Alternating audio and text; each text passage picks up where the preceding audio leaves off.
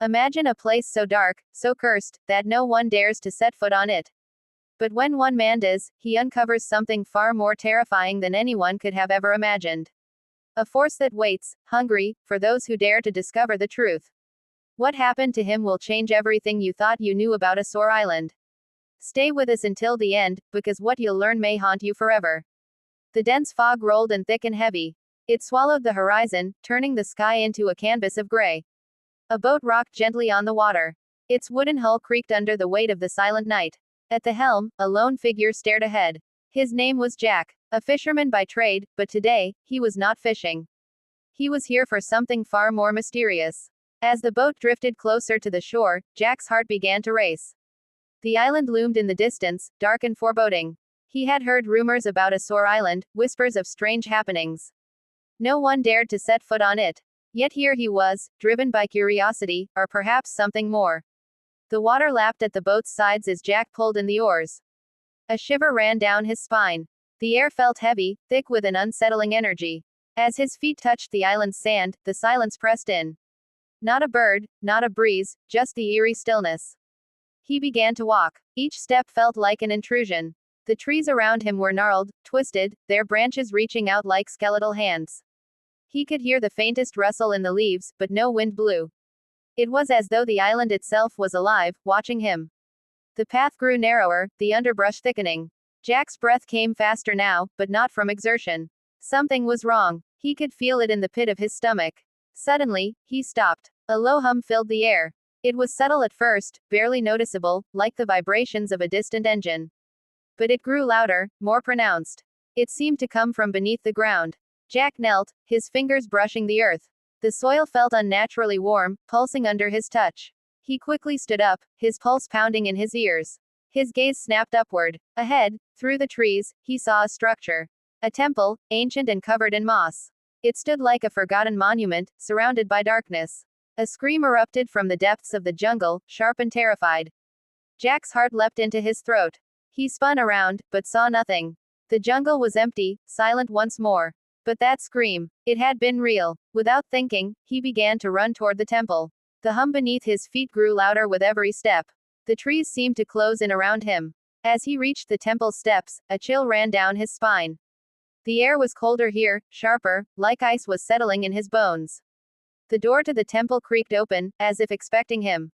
A gust of wind slammed into him, pushing him inside. The inside was dark, save for a faint light flickering in the distance.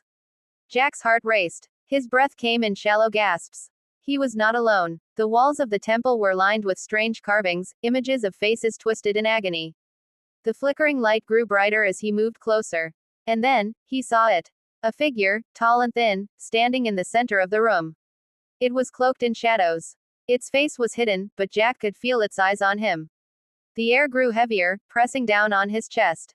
He couldn't breathe. Suddenly, the figure stepped forward. Jack froze, his body refusing to move. A cold, unnatural voice echoed in his mind. You should not have come. The ground beneath Jack's feet trembled. He looked down and saw cracks spreading through the stone floor. Then, a deep rumble filled the air. The temple was alive. The rumble beneath Jack's feet intensified. The stone floor cracked wider, sending jagged splinters of rock into the air. He staggered back, trying to maintain his balance, but his legs felt like lead. The figure before him remained still, its presence suffocating, like a shadow that could swallow the light itself. Jack's breath came in short, shallow gasps. The air around him had become thick, almost gelatinous. He could feel it pressing against his skin, squeezing the breath from his lungs. The temple walls creaked, groaning as if the very structure of the building was alive and in agony. A loud, deep crack echoed through the temple, like the sound of bones snapping. The figure stepped forward again, its long limbs moving unnaturally, jerking as though controlled by some unseen force. The air around Jack turned frigid, and he could see his breath in front of him, swirling like smoke. His heart pounded in his chest, each beat louder than the last, drowning out the rumble of the temple. Leave, the cold voice whispered inside his mind. It was not a command, but a warning. Yet, Jack could not move. His feet were rooted to the floor, trapped by the presence of the figure and the unseen force that surrounded him. The flickering light in the distance brightened, revealing more of the room, more of the dark, twisted carvings on the walls. Jack's eyes scanned them, desperate for anything to make sense of the chaos unfolding around him. The faces on the walls, they were not just faces. They were tortured, agonized expressions, their mouths wide open in silent screams, their eyes filled with terror. Suddenly, one of the faces shifted. Its eyes darted toward Jack. The carving was alive. Jack's blood ran cold. He wanted to scream, but no sound escaped his throat. His vision blurred, the walls closing in, the floor shifting beneath him. The temple seemed to pulse, and the ground beneath him began to feel soft, like it was turning to mud.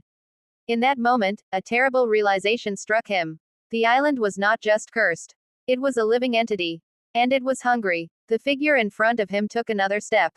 Its face was still hidden, but Jack could sense its cold, malevolent gaze. The air around him grew more oppressive. It felt like the figure was drawing the very warmth from his body, leaving him chilled to the bone. Jack struggled, his legs shaking, trying to force himself to move. But the power of the figure held him in place, like invisible chains wrapped around him, tightening with every passing second. His mind screamed for him to run, to escape, but his body refused to obey. The figure raised its hand, and with a single motion, the temple doors slammed shut, trapping Jack inside. The ground quaked violently, and the walls seemed to bend inward. The floor beneath him began to tilt, as if the entire building was tilting towards some dark, unseen abyss.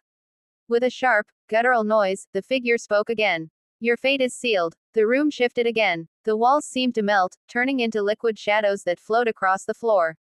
A low, guttural growl echoed from somewhere deep within the temple's heart, reverberating through Jack's very bones. The shadows twisted and writhed, forming into shapes, figures of twisted faces and limbs. They moved toward Jack, closing in like a swarm of insects. His heart pounded harder, faster, as terror overwhelmed him. He tried to scream, but no sound escaped. The shadows swarmed around him, wrapping themselves around his arms and legs, pulling him toward the center of the room. The coldness of their touch was unbearable, like ice creeping under his skin. Suddenly, the temple shook with a deafening roar. The shadows recoiled, pulling away from him as if they were afraid of something. A brilliant light filled the room, blinding Jack for a moment. When his vision cleared, the figure was gone. But something else remained. A massive, gaping hole had opened in the center of the room, its edges jagged and raw, like the mouth of some great beast.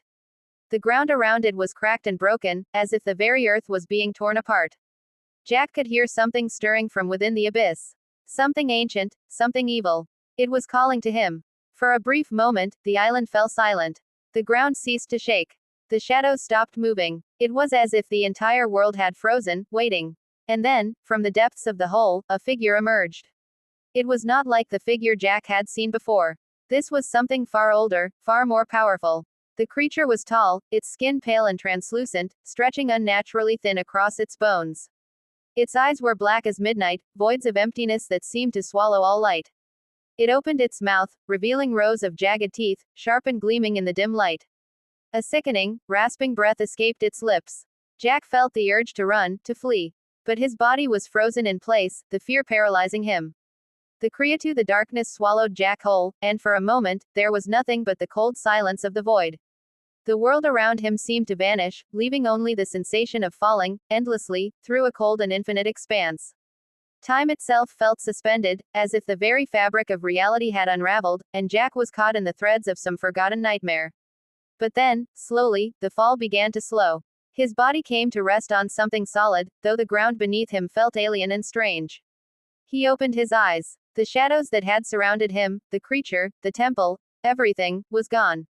He was no longer in the temple. He was in a place that felt, outside of time, outside of reason. The air was different here, still, heavy, but strangely calm. It was neither light nor dark, yet it was neither of those things. It felt as though he were standing on the threshold of something vast, something beyond understanding. And then, before him, a figure appeared. It was not the creature. This figure was not malevolent, nor twisted. It was human, or perhaps something more than human. It radiated an ancient wisdom, a knowing presence that seemed to recognize him, recognize what he had become. "Do you understand now?" the figure asked, its voice calm and melodic, yet filled with the weight of 1,000 years. Jack's throat felt dry. The words stuck in his mouth, and he could only nod in response, though the truth of it had yet to fully sink in. "You came seeking answers," the figure continued. "You sought to unravel the mysteries of Asore Island, to challenge what lies beneath its surface. But the island is not a place of discovery. It is a keeper of secrets, a protector of the balance between worlds."